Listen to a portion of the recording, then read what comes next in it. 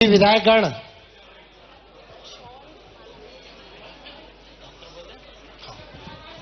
ओम चंद्रमा मनसो जातश्चक्षुः सूर्यो अजायत श्रोत्राद् वायुश्च प्राणश्च मुखादग्निरजायत।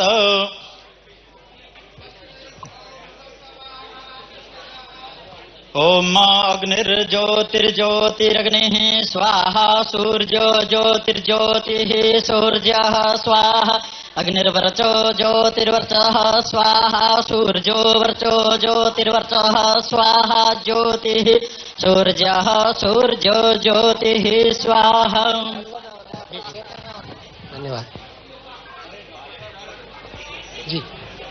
लोगों की तरफ से केवल 2 भाषण होंगे, सीएम का और उनका जी, केवल 2। मेरा भी नहीं, हम लोग की तरफ से नहीं उनको वापस जाना है जी।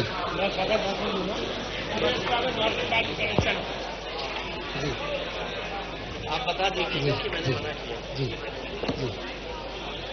अध्यक्ष जी, प्रेरणा से हम कार्यक्रम दीप प्रज्वलन हुआ। अब मैं अनुरोध करूंगा कि मंच पर जो अतिथि हैं उनका स्वागत करें। श्रद्धेय ज्ञानेश्वरी दीदी हमारे परम पूज्य आराध्य रामभद्राचार्य जी महाराज का स्वागत करेंगी।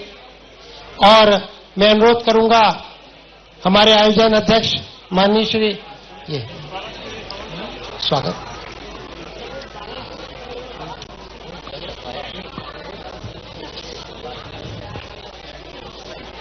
माननीय मुख्यमंत्री जी का स्वागत और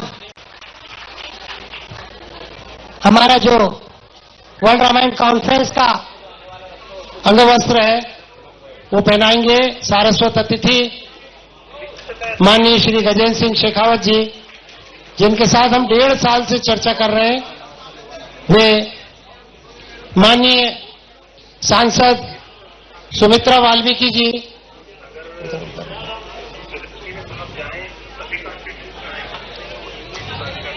अंगवस्त्र और से स्वागत। हमारे इस सभा के अध्यक्ष उद्घाटन सत्र के माननीय श्री हमारे लोकप्रिय मंत्री श्री राकेश सिंह जी का स्वागत। और जो यहां पर कार्यक्रम हो रहा है उसके श्री रामचंद्र पथगमन न्यास के उपाध्यक्ष श्री लोधी जी, हमारे मेयर साहब और मैं राघवेंद्र गुमाश्ता से अनुरोध करूंगा कि वे विधायक गणों का अभिनंदन करेंगे। रिंकू विज जी है, संतोष परकड़े जी है, नीरज सिंह जी है, हमारे इंदु तिवारी जी है, अशोक रोहाणी जी है और इस क्षेत्र के विधायक मानस भवन के विधायक श्री अभिलाष पांडे जी, उनका स्वागत। मैं अनुरोध करूंगा कि श्रीमती गोटिया जिला पंचायत अध्यक्ष हैं और उनका भी स्वागत डॉक्टर राघवेंद्र गुमाश्ता करेंगे। और मैं स्वागत भाषण के लिए तत्काल अनुरोध करूंगा मैं बोल। और हमारे संस्कृति विभाग के श्री अमित यादव जी आए हुए हैं, उनका भी स्वागत है। अच्छा,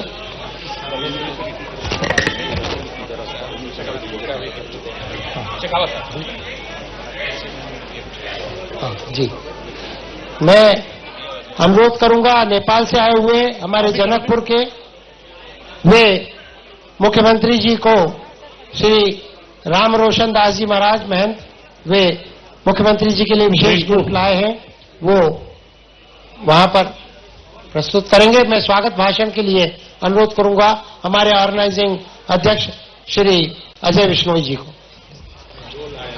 जय श्री राम। एक बार फिर से वर्ल्ड रामायण का कॉन्फ्रेंस का आयोजन जबलपुर में हो रहा है। हमारा सबका सौभाग्य है कि हम सबको अत्यधिक आशीर्वाद देने वाले और मदद करने वाले इस प्रदेश के मुख्यमंत्री डॉक्टर मोहन यादव जी स्वयं आज मुख्य अतिथि के रूप में हमारे बीच में पधारे हुए हैं। जोरदार तालियां होना चाहिए डॉक्टर मोहन जी के लिए, और साथ में हमारे केंद्रीय मंत्री सम्मानीय शेखावत जी, गजेंद्र सिंह शेखावत जी, उनका जोरदार स्वागत कीजिए। हमारे बीच में हमारे अध्यक्षता कर रहे हैं सम्मानीय राकेश सिंह जी, हमारे प्रदेश के कल्चरल मंत्री भाई धर्मेंद्र लोधी जी हमारे पड़ोसी हैं। उपस्थित सभी मंचासीन अतिथियों को यहीं से प्रणाम करते हुए अपनी वाणी को आगे बढ़ाता हूं। माननीय मुख्यमंत्री जी, वर्ल्ड रामायण कॉन्फ्रेंस की शुरुआत एकदम से नहीं हो गई। ये यात्रा हमारी 2004 से प्रारंभ हुई थी। 2004 से हमने राम अवेयरनेस मूवमेंट करके एक संस्था बनाई और उस संस्था के अंतर्गत प्रत्येक साल एक रामायण महोत्सव का आयोजन करते थे। और रामायण महोत्सव में हम संत स्वामी राजेश्वरानंद जी के प्रवचन हर साल कराया करते थे। उनके ब्रह्मलीन हो जाने के बाद 2016 में ये वर्ल्ड रामायण कॉन्फ्रेंस की चर्चा शुरू हुई। पहली बार आजाद 2016 में, फिर 2020 में, फिर 2023 में, और अब आपके आशीर्वाद से, आपके सानिध्य में 2026 में हम इस आयोजन को सफलता के साथ कर पा रहे हैं। ये वर्ल्ड रामायण कॉन्फ्रेंस जो है बहुआयामी है। 4 प्रमुख आयाम होते हैं। एक तो एकेडमिक, दूसरा साहित्यिक, तीसरा सांस्कृतिक और चौथा आध्यात्मिक चर्चा भी हम लोग यहां पर करते हैं। इस वर्ल्ड रामायण कॉन्फ्रेंस के चौथे चरण में 25 विदेशी हमारे वक्ता यहां पर आए हुए हैं। साथ में हमारे देश के भी 50 वक्ता हैं। कुल मिला के 25 सेशन में 60 वक्ता अपनी बातों को यहां पर रखने वाले हैं। माननीय मुख्यमंत्री जी, आपको याद होगा कि हम चाहते थे कि माननीय प्रधानमंत्री जी को इसमें आमंत्रित करें, और आपकी उपस्थिति में मैंने प्रधानमंत्री जी को एक पत्र दिया था और उनसे आग्रह किया था कि वो इस रामायण में पधारें। पर उन्होंने माननीय शेखावत जी को निर्देशित किया। माननीय शेखावत जी को भी बहुत धन्यवाद देना चाहता हूं।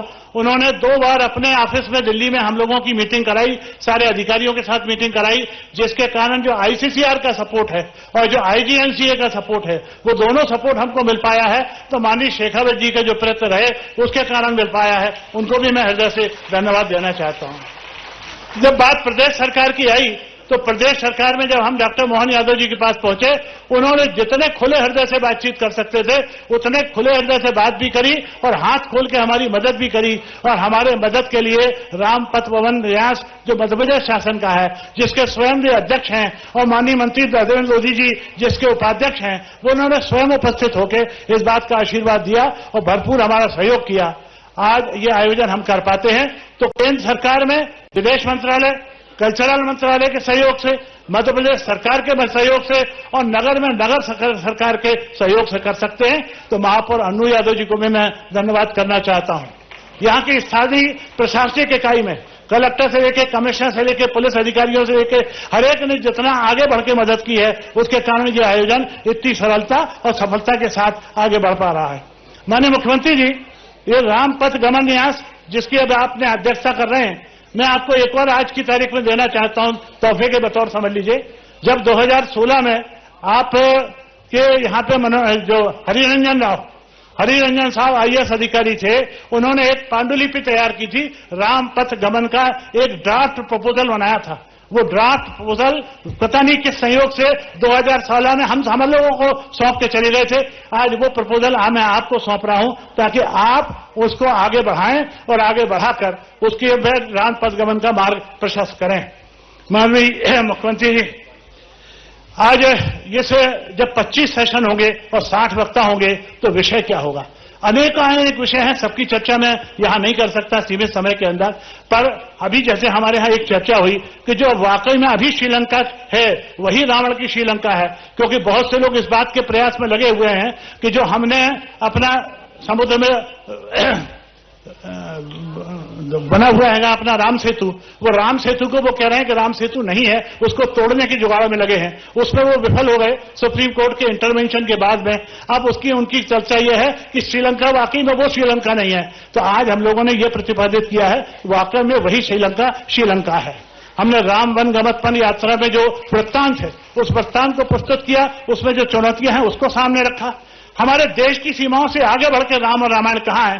तो रोम में राम की चर्चा यहां होगी, युवाओं के राम की चर्चा यहां होगी, बॉलीवुड में राम की चर्चा आज यहां पर हुई है, रामायण में युवा चुनौतियों के जवाब कैसे मिलते हैं उसकी चर्चा यहां पर होगी, रामायण की विरासत संरक्षण युवाओं को कैसे सौंपा जाए उसके बारे में यहां पर चर्चा होगी, राम कथा और नई पीढ़ी का पुरुषार्थ इसको जोड़ते हुए वक्तव्य यहां पर होंगे, कानून में रामायण का उदाहरण कहां कहां कैसे कैसे दिया है उसकी भी चर्चा होगी, मानस में राम का वैज्ञानिक विश्लेषण यहां पर विद्वान करके जाएंगे। एक और मैं आपको बताना चाहता हूं, हमारे सामने बैठी हुई है एक निशी मल्होत्रा, वो कनाडा से आई हुई है, और कनाडा नहीं पूरे यूरोप में उनके नाम की धूम है, क्योंकि वो भजन करती हैं पर भजन को जो है पॉप स्टाइल में करती है, और उसको पॉप स्टाइल में करने के कारण उनकी ख्याति बनी है पूरे बैंड के साथ पूरे यूरोप में, वो उस राम कथा को भी करती हैं। ये हमारे पास कुछ चीज है। मान्यवर, मैंने कहा था जैसे आध्यात्मिक चर्चा भी हम करते हैं तो हमको संत सानिध्य मिलता है, और आपके सामने बैठे हुए हैं अभी हमारे परम पूज्य जगत गुरु तुलसी पीठेश्वर स्वामी रामभद्र जी महाराज, इनके चरणों में प्रणाम करता हूं, इनका संत सानिध्य मेरे को प्राप्त हो रहा है।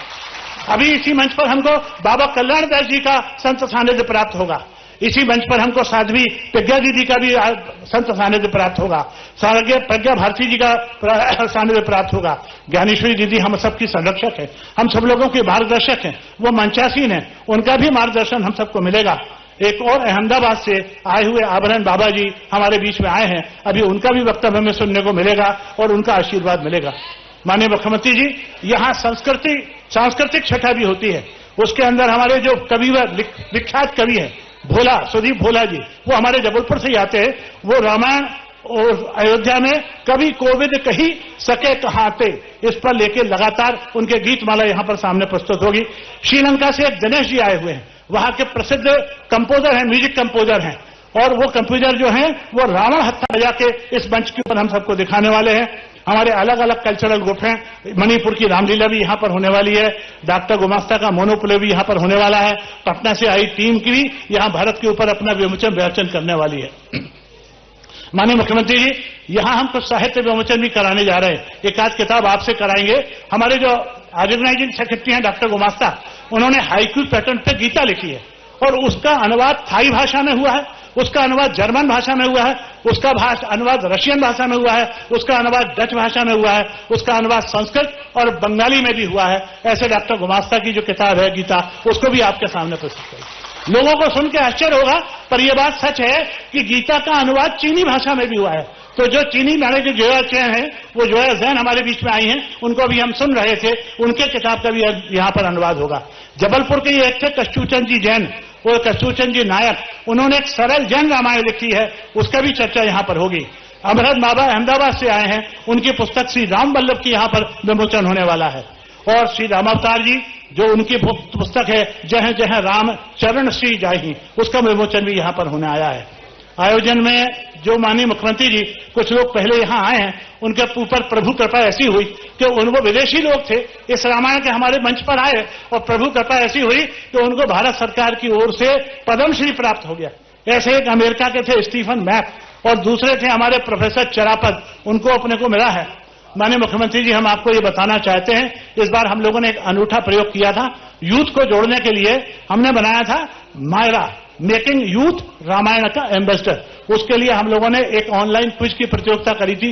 जीतने वाले 5 लोगों को उसमें श्रीलंका की यात्रा कराएंगे, और उसके बाद 100 युवा की जीतने वाले होंगे, उनको अयोध्या की यात्रा कराएंगे। इस तरीके से उनको जोड़ने का प्रयास किया है।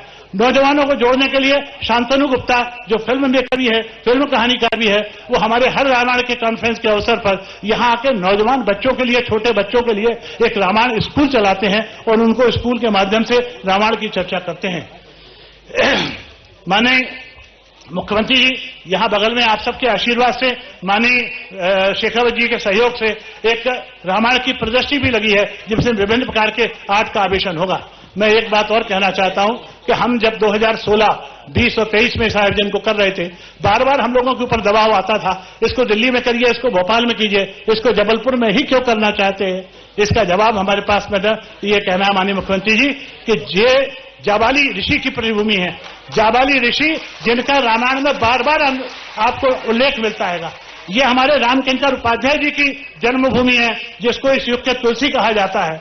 और एक महत्वपूर्ण चीज, संविधान, संविधान का जो मूल पृष्ठ है, पहला पृष्ठ है, उस पर जो हस्ताक्षर है वो राम करके हस्ताक्षर है, जैसे स्वयं राम ने आकर उसमें हस्ताक्षर कर दिए हों। वो हस्ताक्षर है जबलपुर के ही राम मनोहर व्यवहार जी, जिन्होंने वो चित्र बनाया था और दस्तखत राम मनोहर नहीं किया था, सिर्फ राम लिख के उन्होंने हस्ताक्षर किए थे। इसलिए भी होना चाहिए। यहां एक बजरंग मठ है, वहां पिछले 48 सालों से अखंड रामायण चल रही है, 1967 से लेके अभी तक। ऐसे कई कारण है जिसके कारण है। और सबसे ज्यादा बढ़ के यहां जो जन सहयोग मिलता है, माननीय मुख्यमंत्री जी, हमने संकल्प लिया था कि इसकी शुरुआत के पहले 25,000 हम सुंदरकांड के पाठ करेंगे।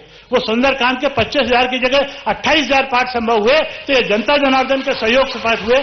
सुंदरकांड के पाठ गांव-गांव के अंदर हुए, चौपालों के अंदर हुए, मंदिरों के अंदर हुए, स्कूलों के अंदर हुए, शिक्षा संस्थान में हुए। और सुंदरकांड के पाठ का समापन जब कल हो रहा था, तब भी हाल इसी प्रकार यहां पर भरा हुआ था। आप आए हैं, आपका हम स्वागत करना चाहते हैं। आपको धन्यवाद देने के लिए हमारे पास शब्द कम कर रहे हैं, क्योंकि इस बार के आयोजन की सारी भव्यता आपकी सदासता के कारण, आपकी उदारता के कारण और मध्य प्रदेश सरकार के विशेष सहयोग के कारण संभव हो पाई है। यदि दिल्ली सरकार की उपस्थिति यहां संभव हुई है तो गजेंद्र शेखावत जी के कारण संभव हुई है। आप सबका मैं हृदय से बहुत बहुत आभार प्रकट करता हूं। जरा जोरदार तालियां बजा के समस्त मंचायन सदस्यों को धन्यवाद दें। धन्यवाद। जय हिंद, जय भारत। बहुत बहुत धन्यवाद। मैं अनुरोध करूंगा माननीय श्री राकेश सिंह जी से कि वे अध्यक्ष। मैं सभी को प्रणाम करता हूं। पूज्य महाराज जी के चरणों में नमन। चूंकि समय की कमी है, इसलिए मैं चाहूंगा कि हम माननीय मुख्यमंत्री जी और हमारे माननीय केंद्रीय मंत्री जी को सुने। आप सभी को प्रणाम। बहुत बहुत धन्यवाद। मैं अनुरोध करूंगा हमारे यहां उपस्थित सारस्वत अतिथि माननीय श्री गजेंद्र सिंह शेखावत जी से कि वे कृपया अपना उद्बोधन प्रस्तुत करें। हम बता रहे हैं कि 1.5 साल से आपसे संपर्क है, आपसे लगातार विश्व रामायण सम्मेलन के समय में के विचार जानते रहे और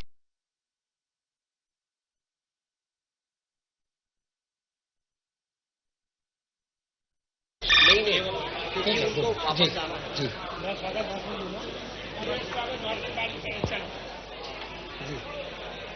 आप बता दीजिए कि मैंने जी जी अध्यक्ष जी, प्रेरणा से हम कार्यक्रम दीप प्रज्वलन हुआ। अब मैं अनुरोध करूंगा कि मंच उपस्थिति थे। न केवल कार्यक्रम गरिमामयी हुआ है, अपितु इस कार्यक्रम में उपस्थित होने वाले हर एक व्यक्ति को एक अनूठा स्पंदन महसूस करने को मिलेगा। ऐसे जगतगुरु स्वामी रामभद्राचार्य जी के श्री चरणों में प्रणाम करते हुए उनका अभिवादन करता हूं, उनका अभिनंदन भी करना चाहता हूं। मंच पर उपस्थित मध्य प्रदेश के यशस्वी मुख्यमंत्री और जिनके शासनकाल में मध्य प्रदेश डबल इंजन की सरकार और डबल इंजन की ताकत से चलते हुए मध्य प्रदेश में सुशासन और रामराज्य स्थापित करने की कल्पना को साकार कर रहे हैं, ऐसे आदरणीय डॉक्टर मोहन यादव जी। मंच पर उपस्थित श्रद्धेय साध्वी ज्ञानेश्वरी दीदी, माननीय मंत्री मध्य प्रदेश शासन सार्वजनिक निर्माण विभाग आदरणीय श्री राकेश सिंह जी, मेरे साथी मंत्री मध्य प्रदेश में पर्यटन और संस्कृति का काम देख रहे आदरणीय श्री धर्मेंद्र भाव सिंह लोधी जी, मंच पर उपस्थित राज्यसभा की सम्मानित सांसद हमारी बहन आदरणीय सुमित्रा जी, लोकसभा में जबलपुर का प्रतिनिधित्व करने वाले असीम ऊर्जा के धनी और निरंतर सक्रिय रह करके जबलपुर की आवाज को संसद में और संसद के अतिरिक्त देश के विभिन्न विभागों में मंत्रियों के सामने जाकर के उठाने वाले मेरे मित्र श्री आशीष दुबे जी, मंच पर उपस्थित जबलपुर के सम्मानित महापौर, सभी विधायकगण, आदरणीय गुमाश्ता साहब, आदरणीय अजय बिश्नोई साहब, मंच पर उपस्थित और मंच के सामने बैठे हुए सभी सम्मानित जनप्रतिनिधिगण और देश के विभिन्न कोनों से भगवान श्री राम के और रामायण इन दोनों के विषय पर चर्चा करने के लिए आए सभी सम्मानित संत, विद्वज्जन और जबलपुर के सुधी, राम भक्त, ऐसे सारे नागरिकों, पत्रकार मित्रों,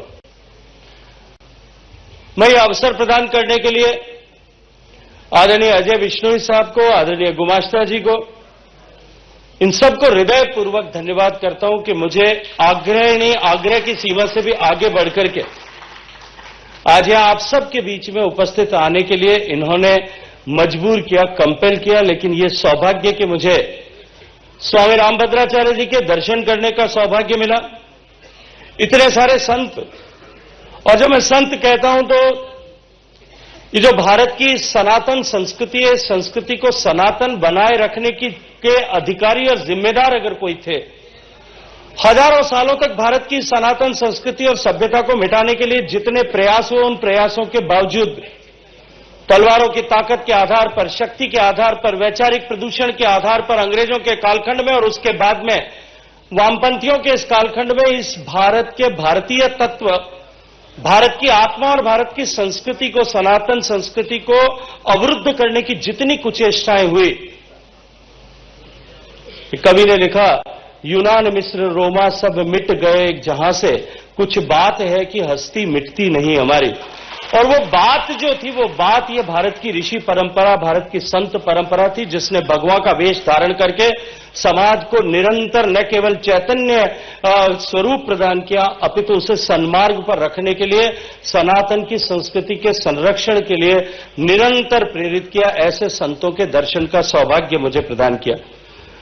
इस वर्ल्ड रामायण कॉन्फ्रेंस में हम सब लोग भगवान श्री राम, राम के चरित्र, राम की कथा, राम के आदर्श, इन सब पर यहां अनेक तरह के विषयों पर विचार विमर्श करेंगे।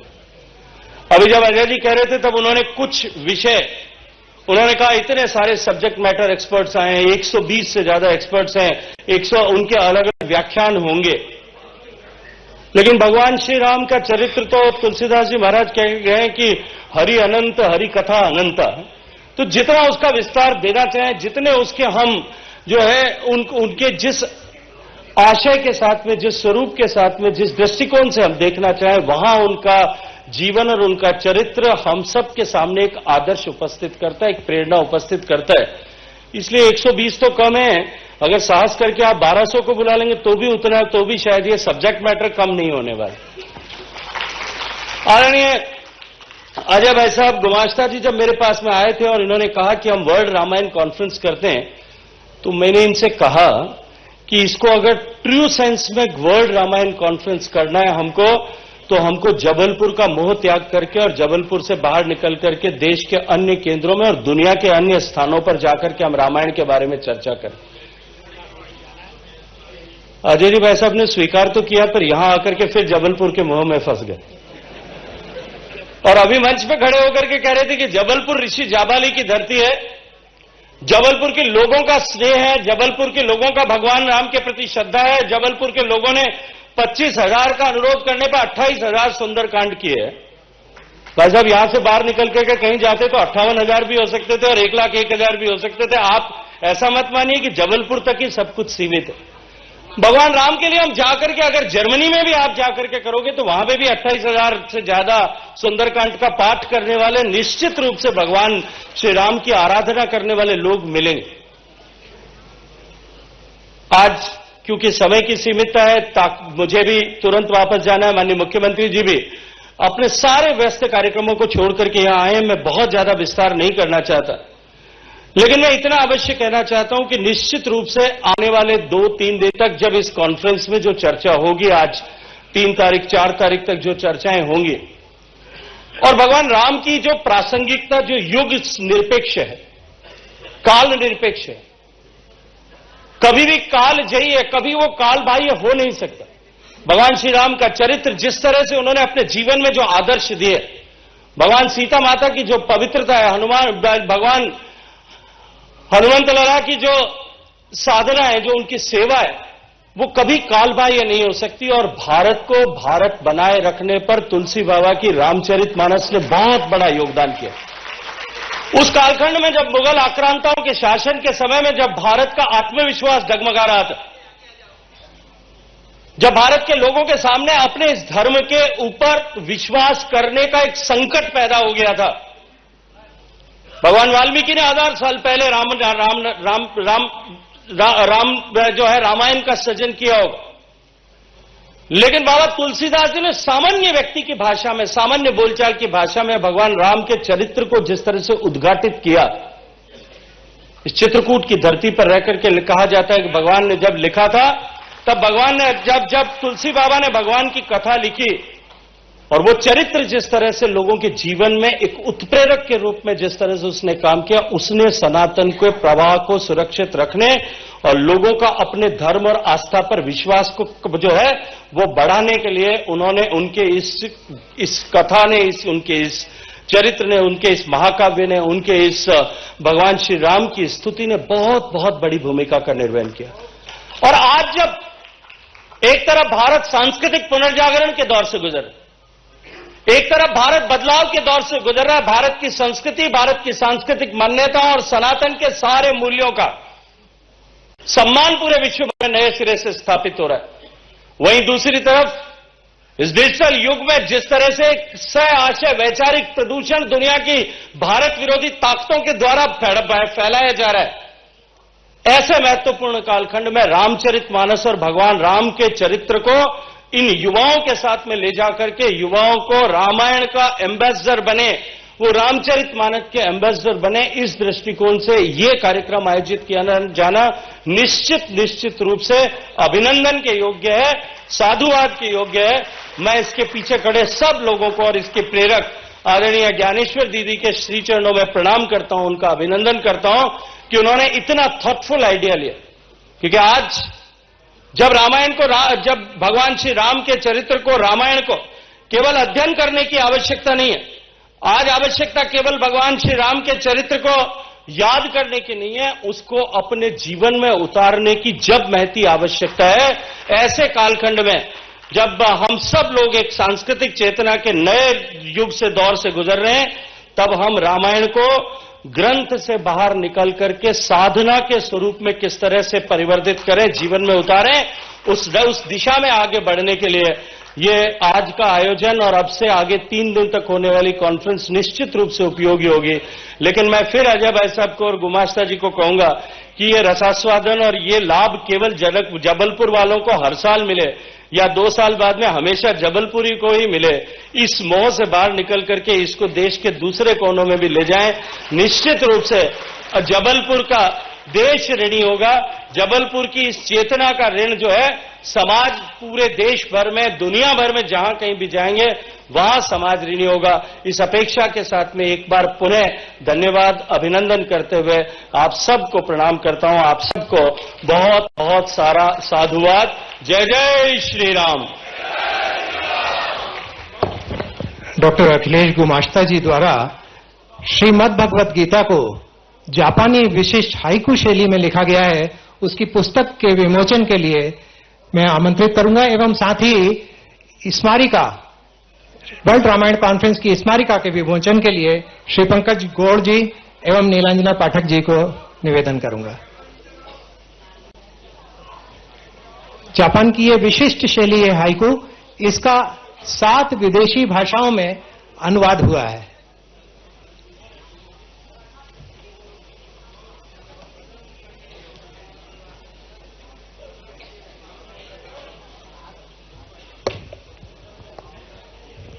Translated in 7 foreign languages in poetic style, written by Dr.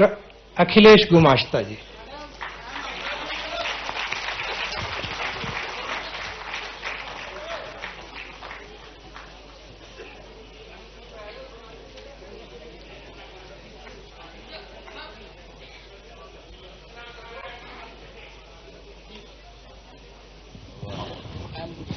I'm very satisfied.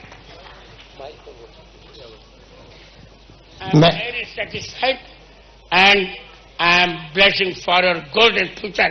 Thank you. मैं अब अनुरोध करूंगा हमारे माननीय मुख्यमंत्री जी से, बिना समय, उनका समय कम है, हम लोग तो ज्यादा चाहते हैं।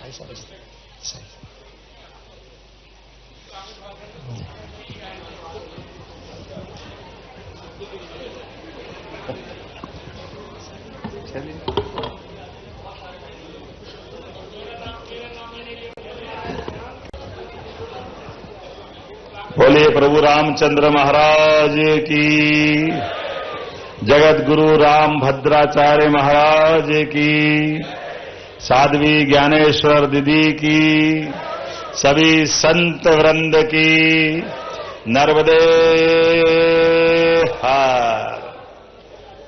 जाबाली ऋषि का ये पवित्र धाम और भाग्य इतना अच्छा अंतर्राष्ट्रीय रामायण उत्सव और भारत सरकार सहित अलग अलग स्थानों से, देश देश से, अलग अलग भाव से आए हुए सभी हमारे महानुभाव मंच पर मौजूद माननीय मंत्री, भारत सरकार जो संस्कृति और पर्यटन दोनों का दायित्व का निर्वहन कर रहे हैं और बहुत सुंदर व्याख्या करते हुए हमारे इस स्थान को दोनों दृष्टि से महत्व आपने बढ़ाया है। आज ऐसा लग रहा था हमको कि हमारे गजेंद्र जी सच में हमारे संस्कृति के संवाहक करके सही में मोदी जी ने जो चयन किया वो वास्तव में सुयोग्य प्रकार से। मैं महाराज जी का आपने आशीर्वाद लिया, मैं भी बधाई देना चाहूंगा। माननीय मंत्री जी को मध्य प्रदेश सरकार की ओर से बधाई, जोरदार अभिनंदन आप सबकी ओर से। इस अवसर पर माननीय राकेश सिंह जी, हमारे सबके चहेते नेता और लोकप्रिय पीढ़ी मंत्री माननीय राकेश सिंह जी का भी अभिनंदन। अब आप ताली सबके लिए बजाते जाओ। धर्मेंद्र लोधी जी के लिए भी, माननीय अजय भैया जब बोलते हैं, जो तथ्यपरक बात रखते हैं तो एक अलग आनंद आ जाता है, लेकिन समय कम पड़ रहा तो थोड़ा इशारा करना पड़ रहा था। ये कार्यक्रम तो बहुत अच्छा बना है, लेकिन ये घड़ी किसी के बस की बात नहीं है। समय की सीमाओं के कारण से हम बीच में माननीय मंत्री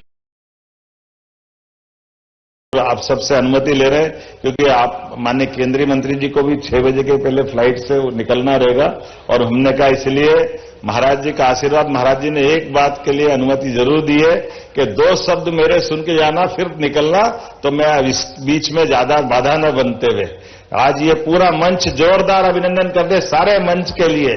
माननीय सुमित्रा जी, आशीष जी, जगत बहादुर जी, अशोक रोहानी जी, सुशील तिवारी जी, अभिलाष पांडे जी, नीरज लोधी जी, संतोष बरकड़े जी और बाकी सारे हमारे इस अवसर पर सम्मानीय अतिथिगण, आगंतुक आमंत्रित अतिथिगण, आप सब कई जन्मों के पुण्य से वास्तव में भारत का स्वरूप बनाए रखने के लिए, वैसे तो 33 करोड़ देवी देवता हमारे हैं, लेकिन भगवान राम और कृष्ण के माध्यम से दुनिया के अंदर भारत की जो पहचान बनी, वाकई दोनों का अपना योगदान। भगवान राम ने ये जो हम कहते हैं कि भारत विश्व गुरु बनना चाहता है, तो विश्व गुरु बनने चाहने में कोई किसी की भौगोलिक सीमाओं पे अतिक्रमण करके कोई अधिसत्ता नहीं बनाना। सच में जहां अंधेरा है वहां प्रकाश फैलाने का नाम सनातन संस्कृति है और उसी भाव से हमारे अपने ये दोनों आदर्श, लगभग 17 लाख साल का अंतर है दोनों के जन्म से। भगवान राम का माना जाता है कि 16-17 लाख साल पहले घटना हुई, लेकिन भगवान राम के जीवन से सारे पारिवारिक से लेकर के हर एक उलझे सुलझे प्रश्नों के उत्तर भगवान राम के जीवन काल से हमको मिलते हैं। और भगवान राम के जीवन काल में भी और गौर करोगे तो ये हमारा सच में परम पूज्य राम भद्राचार्य जी का मध्य में हमको आशीर्वाद देना उस काल पे वापस ले जाके खड़ा कर देता है। जिस काल की हम बात करें, भगवान श्री राम लक्ष्मण जी महाराज दशरथ के राजमहल में आनंद के साथ अपनी शिक्षा दीक्षा के बाद वो अपना जीवन जी रहे हैं, लेकिन संत की दृष्टि युग दृष्टा के नाते से कैसे होती है, भविष्य की पौध के लिए उनको चैलेंज के लिए भी और आने वाले समय के लिए तैयार करने की दृष्टि कितनी अलग प्रकार की होती है। हम कभी कल्पना करें महाराज दशरथ के उस दरबार में और उनकी सेना और सारी व्यवस्थाओं में मारी सुबाहु वन के अंदर यज्ञ करने में बाधा बन रहे, ताड़का तांडव कर रही है, यज्ञ में परेशानी आ रही है। ऐसे कष्ट के काल में महाराज दशरथ विश्वामित्र जी जब आते हैं तो सारे प्रयास करते हैं, मैं चलता हूं, मेरी सेना ले जाओ, कुछ भी कर लो, मेरे सुकुमार बालक बने। जबकि संत दृष्टि भविष्य में भगवान राम को श्री राम बनाना है, तो उन्होंने कहा कुछ नहीं चाहिए, केवल राम लक्ष्मण चाहिए। ये जो अद्भुत उनका अपना दृष्टिकोण था। कभी कल्पना करें कि भगवान के भाग्य में था कि विश्वामित्र जी के साथ जाना हो जाए। कोई कारण से महाराज दशरथ का वो सारे प्रयास भगवान ने वो तो लीला करी है, लेकिन हम देखो कि महाराज विश्वामित्र जी ने यज्ञ भी पूरा हो गया, मारीच मारे गए, सुबाहु मारे गए, ताड़का मारी गई, एक बड़ा लक्ष्य प्राप्त कर लिया। तो और बड़ा लक्ष्य महाराज जनक ने स्वयंवर कराया है, और माता का वरण करने का वो स्वयंवर का कठिन काल दुनिया भर के योद्धाओं के बीच ले जाने का जो सामर्थ्य था, ये सदैव से भारत इसीलिए हमारे संत ऋषियों पे गर्व करता, गौरव करता है। हम केवल ये याद कर लें, अगर वहां से कदम जनक नंदन की तरफ नहीं बढ़ते, महाराज जिस प्रकार से स्वयंवर के बाद दुनिया में डंका बजता है, माता सीता के साथ भगवान श्री राम का विवाह और आने वाले तमाम महारथियों के बीच जो परिचय श्री राम भगवान का होता है, और भगवान का जो उस समय अपना बगैर सेना के, बगैर कोई साधन के, बगैर व्यवस्था के दुनिया के अंदर अपना जिस प्रकार से उनका एक रूप आ जाया जाता है, वो पराक्रम की भी पराकाष्ठा कर देता है। वो आनंद में दुनिया भर को डुबा देता कि हां, आज इस पृथ्वी लोक पर एक ऐसे राजकुमार अपनी व्यवस्थाओं के आधार पर जिनने अपने संसाधनों की तरफ नहीं देखा, केवल सामर्थ्य से, अपने बुद्धि पराक्रम बल से न केवल स्वयंवर को जीता, बल्कि बाद की कथा रामायण में हमने सबने देखा है कि बाद के वनवास काल में जब दो बड़े बड़े काम कर दिए बगैर सेना के, तो फिर कौन से जंगल में सेना की जरूरत पड़ती। फिर रावण हो के रावण के कोई और भी हो, सबको ठिकाने लगाने का पराक्रम तो दुनिया ने देख ही लिया था।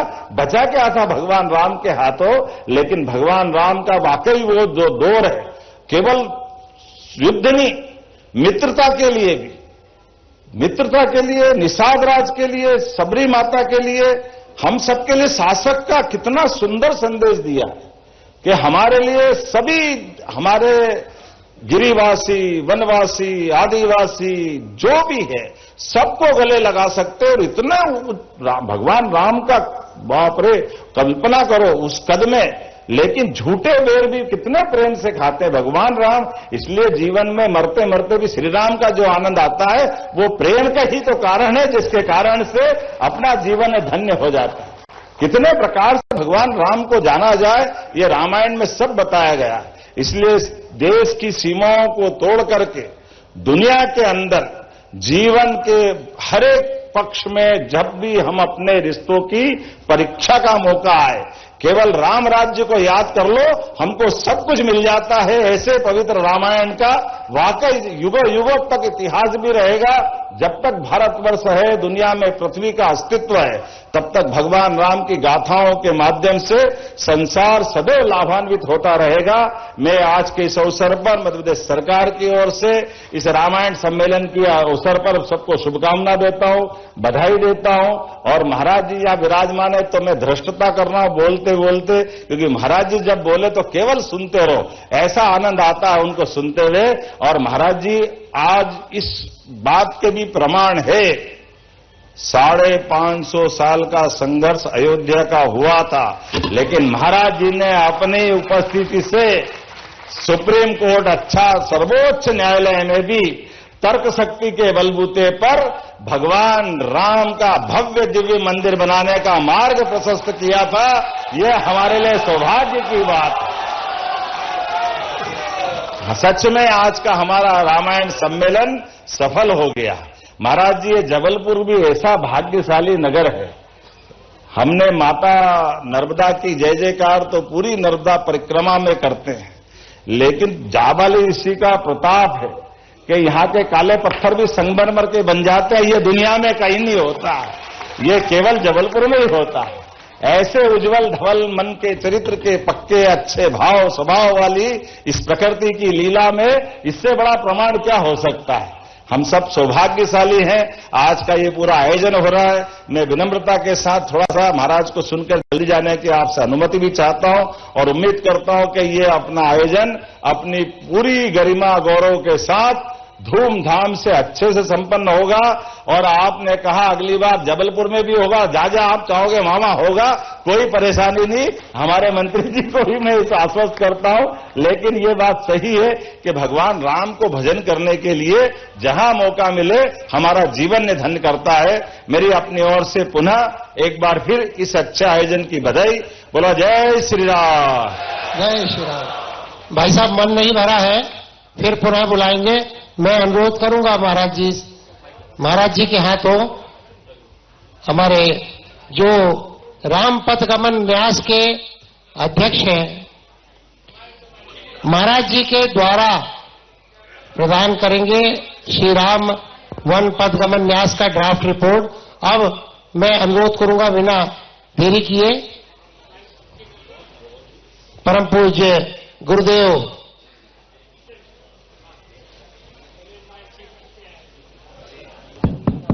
श्री रामाय रामभद्राय रामचंद्राय वेदसे रघुनाथाय नाथाय श्री सीताया पतये नमः।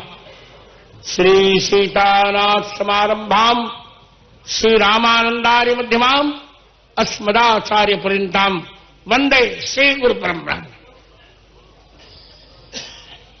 इस चतुर्थ विश्व रामायण उपवेशन में विशिष्ट अतिथि की भूमिका निर्वहन करने वाले मेरे वात्सल्य भाजन मध्य प्रदेश के यशस्वी मुख्यमंत्री आयुष्मान डॉक्टर मोहन यादव एवं मेरे बहुत ही वात्सल्य भाजन राजस्थान से आए हुए, जहां के लिए कहा जाता है कि राणा प्रताप के घोड़े से पड़ गया हवा का पर था, ऐसे आयुष्मान गजेंद्र सिंह शेखावत मुझे मेरी छोटी बहन, अच्छा तो मेरी बेटी ज्ञानेश्वरी, सभी सम्माननीय सदस्यगण। यद्यपि स्वागत भाषण में अजय जी ने थोड़ा मुझे नेग्लेक्ट किया था,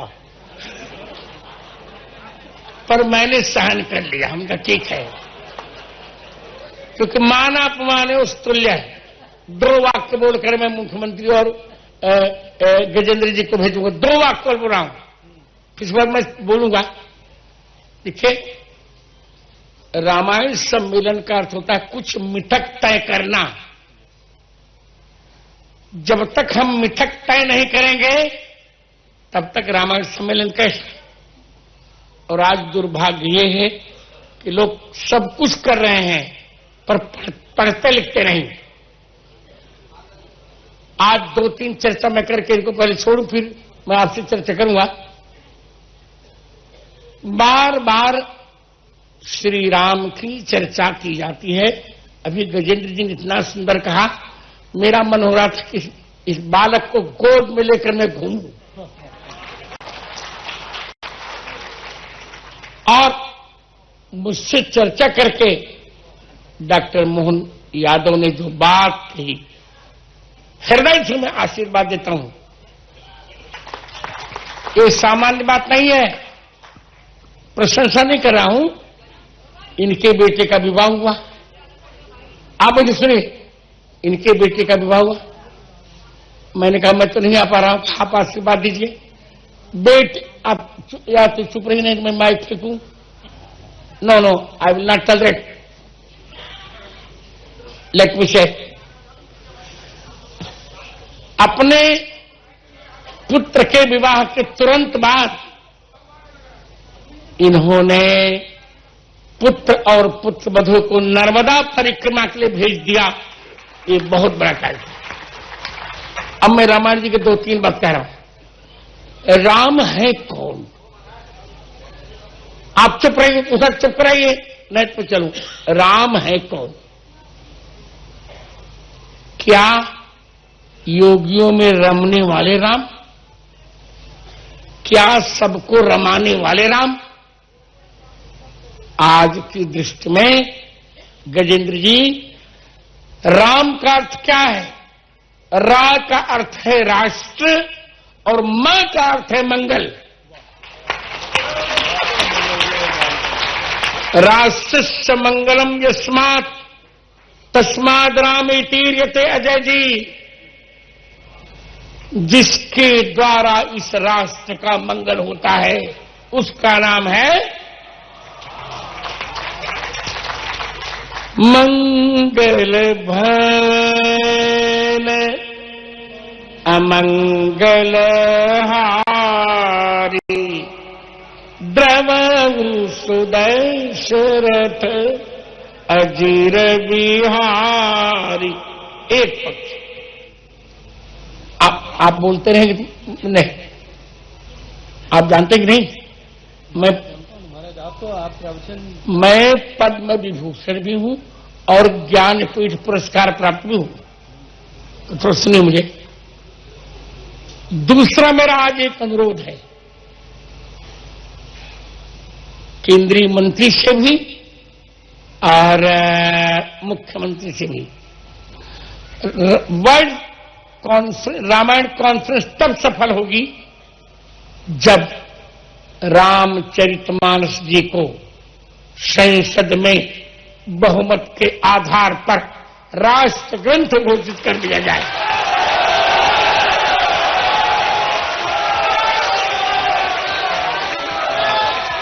मेरे पास क्यों राष्ट्र ग्रंथ घोषित कर दिया जाए? 2-3 कारण हैं।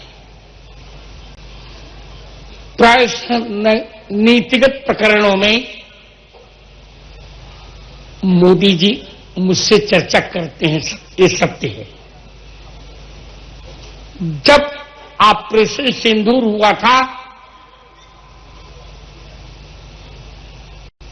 और पहलगांव के घटना के पश्चात सारा भारत क्रुद्ध था, चर्चाएं प्रारंभ हुई। मैंने कहा इसका दंड ये है कि जो रन हमें चारे को लड़ाई सुखे निकाल के लो, दंड दो, उचित दंड दो। रक्षा मंत्री जी ने कहा आधार क्या होगा? मैंने कहा सुंदरकांड के 23वें दोहे की 5वीं पंक्ति आधार होगी, जिन मुहि मारे तिन मैं मारा।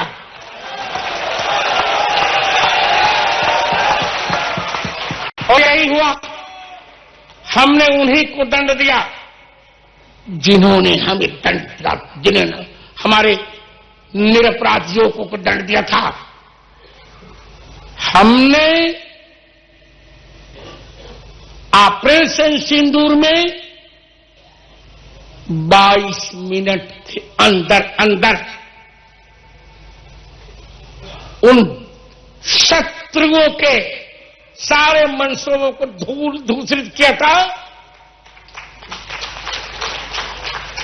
इसके पश्चात हमारे एक सेनाधिकारी ने यही दोहा कहा, तो सुंदरकांड का 57वां दोहा है, विनय न मानत जल से जल, गए 3 दिन बीती, बोले राम सकुब तब, भय बिन होय न प्रीत।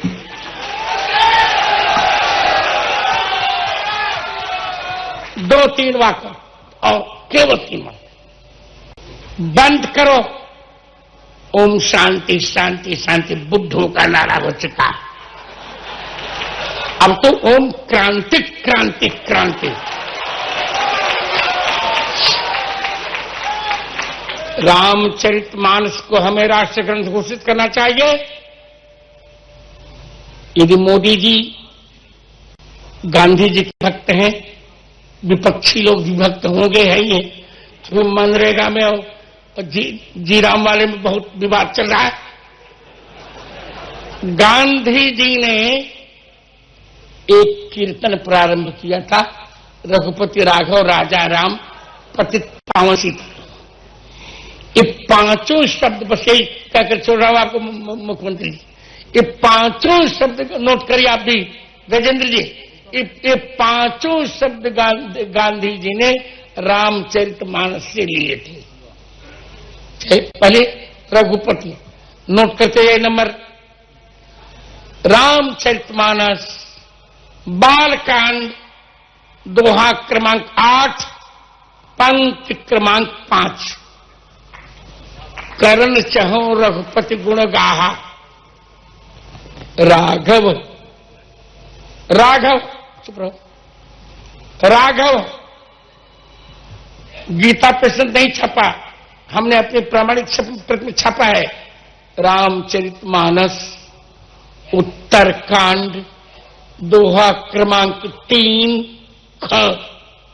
उतरी कहो प्रभु पुष्प कही, तुम कुबेर पह जाओ, उर्धरि राघव चरण चले सो, हर्ष बिरा अतिताओ। या राघव रघुपति राघव। तीसरा वाक्य क्या है उनका, राजा राम। रामचरितमानस बालकांड दोहा क्रमांक 26 पंक्ति क्रमांक 6, राजा राम जानकी अवध राजधानी। चौथा वाक्य गांधी जी का क्या है, पतित पावन। उत्तरकांड 130 दोहा क्रमांक 130 पंक्ति क्रमांक 7, जास पतित पावन बड़बाना। पांचवा शब्द गांधी जी ने क्या लिया था, सीताराम। मानस बालकांड मंगलाचरण 4, सीताराम गुणग्राम पुण्यारायण बिहारिणम।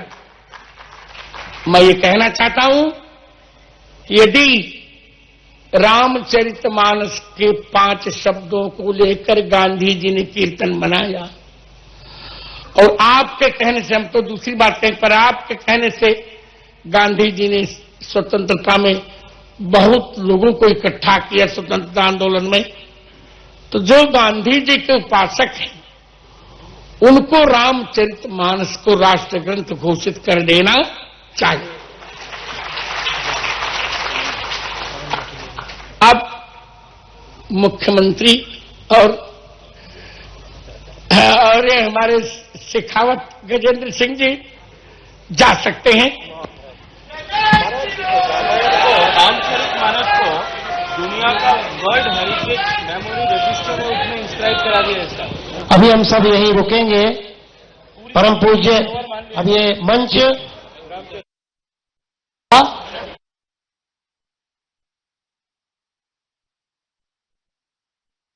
पर जो अतिथि हैं उनका